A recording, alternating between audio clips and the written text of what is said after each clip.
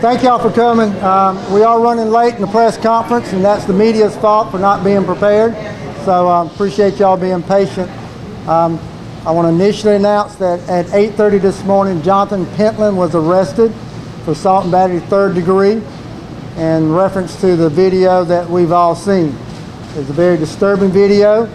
It's one that we're not going to tolerate or condone in Richland County. And the message I want to give is that when something like that happens, the Sheriff's Department is going to act very swiftly, and we're going to hold those responsible for those accountable. We're not going to let people be bullies in our community, and if you are, then you're going to answer for it. And that's what we've done in this case. This case first came to our attention on Monday when our deputies responded and took initial reports. They did a good job at that point because they didn't rush to make judgments. They took the information and it was passed to our investigators. Our investigators got it yesterday, but one of the most valuable pieces of evidence we had was the video. I want to thank whoever was responsible for that video. Thank you for doing that. That shows what our community can do when we work together. Taking videos, reporting stuff to us. Our initial call came from a citizen that lived in that community who saw the confrontation and called the Sheriff's Department and reported it to us. That's what we ask our citizens to do. When there's something going on in the community, call, let us respond so we can get involved and we can take care of it. And that's what happened in this case. That's what we all need to do. We have to work together to make sure that we prevent incidents that occurred on Monday from ever happening again. We can do that by working together.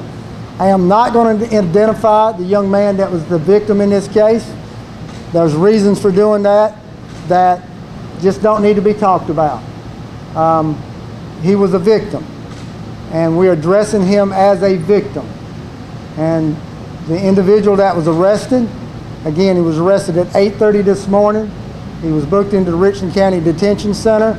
We do not have a jail photograph yet because they haven't taken one. We'll distribute photographs that we have.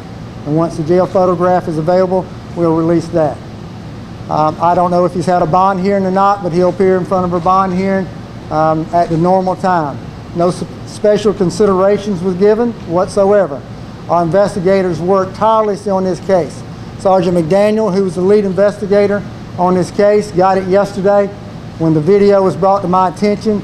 He didn't even go home last night. He slept in his office to make sure that this case got the priority that it needed done.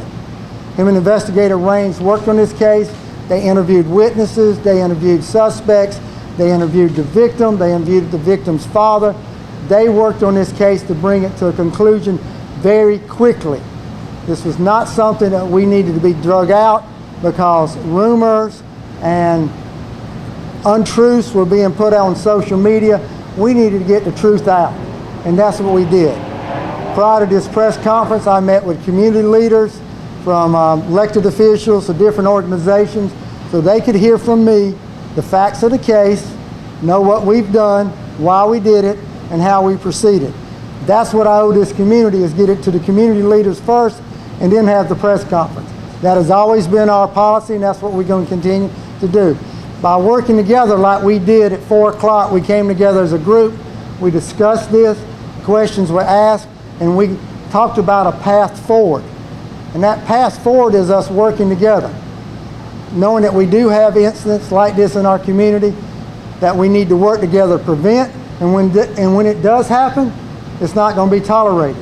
It's not going to be tolerated by your law enforcement, and it's not going to be tolerated by elected officials or community. When we work together as a team, we can prevent incidents like that from happening. When they do happen, we can move swiftly, and that's what we've done on this case.